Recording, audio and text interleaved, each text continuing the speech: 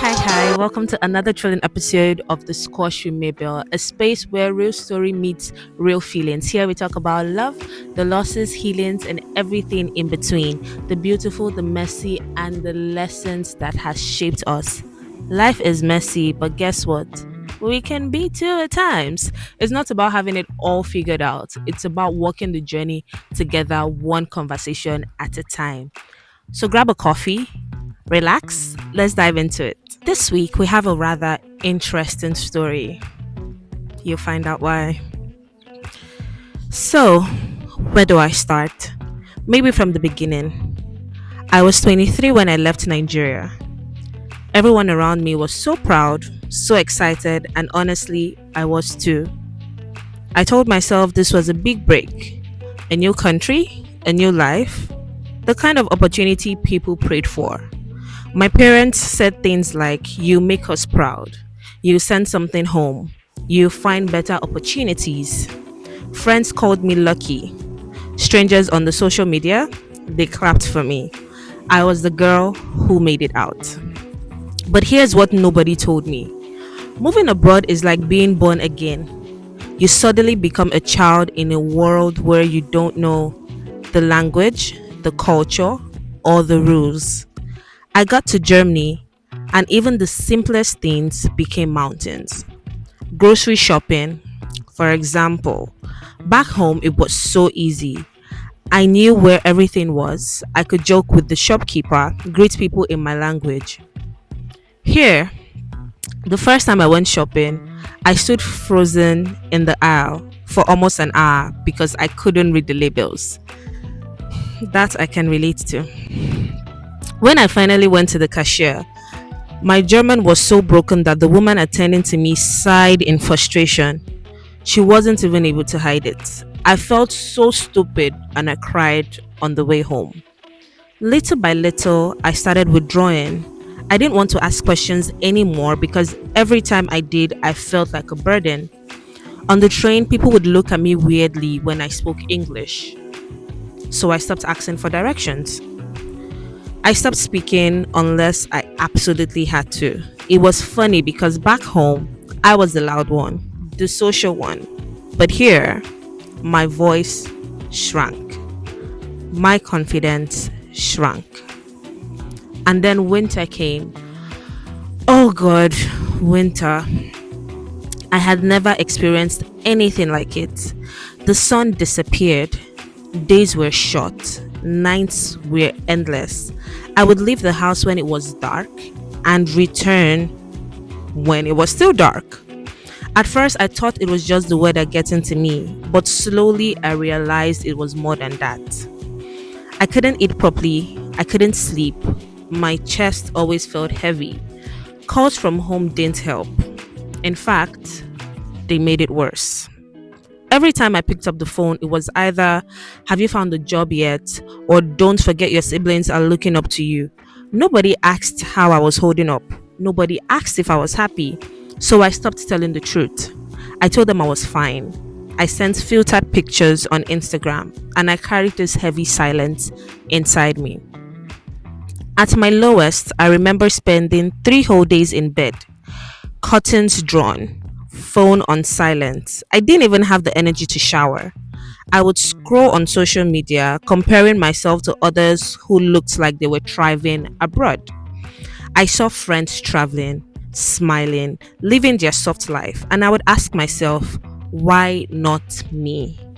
Why am I not enjoying this new life? Guilt started eating me alive. I felt like I had no right to complain because wasn't this the dream? Then one day, something happened that changed everything.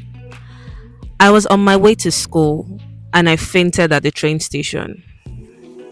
Just collapsed. I woke up to a stranger kneeling beside me, holding my hand, asking, "Are you okay?" And that simple question broke me because the truth was, I wasn't okay. I hadn't been okay for months, and it took a stranger's concern for me to even admit it to myself. That day, I decided I needed help. I found out that my university offered free counseling sessions. At first, I was skeptical. In my culture, we don't talk about therapy, we just pray about it or tough it out. But walking into that therapist's office was the best decision I ever made. So, yeah, I thought moving abroad would fix everything, but instead, it forced me to face myself in ways I never expected. I'm still figuring it out, still trying to heal, one day at a time. For those of you that have left home to feed home, I'm sure you can relate too. I grew up in a house where silence was survival. On the outside, everything looked normal. People thought we were a happy family, but behind closed doors, things were different. There was shouting, there was tension, there were nights I lay awake listening to arguments and wishing the walls would swallow me. I learned early on that home wasn't always a safe space. I became a quiet child, not because I didn't have words, but because words didn't feel safe. If I said the wrong thing, if I asked too many questions, it would spark anger. So I kept things inside.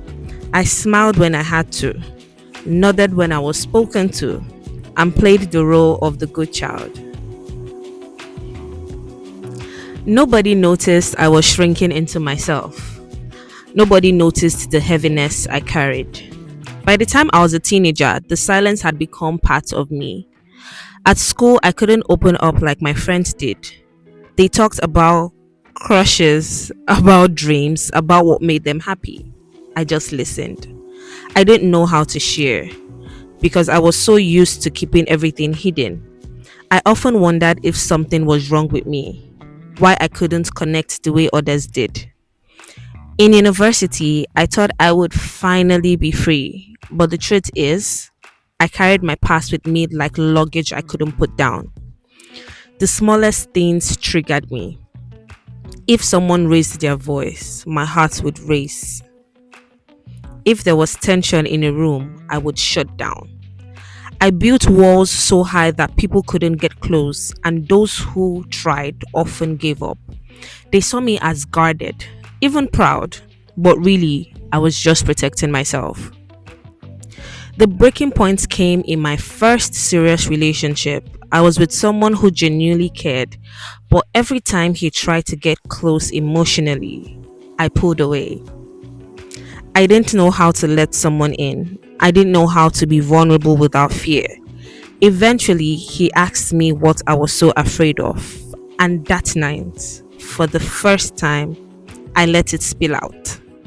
I told him about my childhood, about the silence, about how it shaped me. I was 21 when I finally shared the truth I had been carrying for years. It's funny how both stories are so easy to relate to. The writer said how difficult it had been moving abroad. And that is something that a lot of persons can relate to. A change of environment, leaving your family, leaving your friends, leaving everything you have known. And it's even harder when you go to a country that doesn't speak the language that you're used to, and then you have to start again. You have to start from the beginning. As exciting as starting afresh can be, it is hard. I recently moved. It's been 4 months since I moved, and almost every day I ask myself if I made the right choice. It's not easy, but the truth is this: how to make it easier. Go out, little steps, take a walk, see the environment, try to make friends. As hard as that is, back home it's pretty easy. You can just a random topic, but in a country where you guys don't even speak the same language, where did you start from? I think that's why there are platforms or communities of Africans in Berlin, Africans in Munich, Africans in Dusseldorf. Find your community because, to be honest, it helps. The first few months where you just move in are the hardest as you feel homesick. For me, I couldn't sleep. My body couldn't adjust to the time difference. And then leaving my friends, from sitting side by side to now doing video calls. It is, some people will say, oh, it's easy, it's normal. It's not. The truth is, it's not easy. But finding the right community makes it easier. Taking the first step, all that matters is just the first step. It's hard, but once you take the first step, I promise you it's easy. And in as much as you miss home, a step back. Home doesn't make it easier either. The responsibilities telling you the questions, and it's because they care. We know that they care, but the truth is, you just have to bring it down small. I know you care, I know you love me, but the pressure, calm down. Give whoever is the traveled, give them a break. Do not now, oh, this person has traveled abroad, oh, this person is going to take care of my problems, oh, sweethearts, it ain't easy. It's not rosy on this side. The responsibilities, let's not even start it, but trust me when I say those staying home have issues and those abroad have issues as well. Do not think that life suddenly becomes better or it's easier abroad. I was talking to a friend of mine yesterday and I was like, the responsibilities and the pressure and the tension, it increases once you've gone abroad. And then somebody will tell you that it's not enough. Some people are standing for hours. Some are doing 8 hours, 12 hours shifts. Some are working 6 days a week, some 7 days a week. And when they send something home, you'll be like, this one is not enough. Do you know the struggle? Do you know the energy, the work that was put into that? When it comes to language, unpaid ad, Duolingo helps for majority of the languages if you want to learn English, German, French, Arabic. It does help. So we can start that. Now to story number 2. This one hits home. This story tells us of how our background, our environment shapes us in our lives, because people don't like to say it out loud that your home, your background, it affects how you see life. It affects how you handle the things that come to you.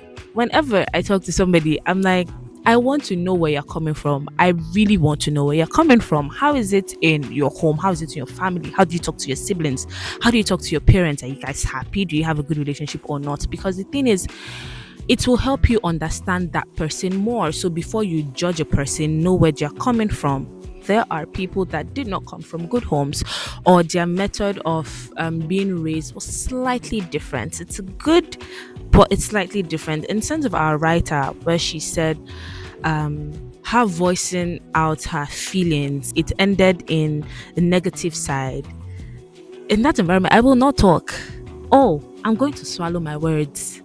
I'm going to swallow it. But the thing is this: if you can find somebody to confide in, just one person, just one person. The thing is, once you start it, it's easy. Write about it. Pick up journaling, if I pronounce that right. And have a community. Having the right community helps so much. It helps so much. Having the right people around you that you know, come rain or come sunshine, no matter it is, so I have these people, they have my back regardless. I can talk to them. People are locked behind their phones, on their screens, and you don't know what's going on here. They are battling with things that if they do open their mouth and tell you, code could catch you. Don't forget, your mental health is a priority. Take it as such. Your mental health, like, handle it as if, say, your life depends on it, because it does. Your life does depend on it, on how you function. This was a long one, but I do love talking to you. And do not forget to send me your stories via the Google Forms. The forms are available on our Instagram, the Squash Podcast, or you could send me a message on the Squash Podcast if you want to be a guest on the show. Kindly let me know as well. I would be happy to have you. And yeah, till we meet again. Tschüss.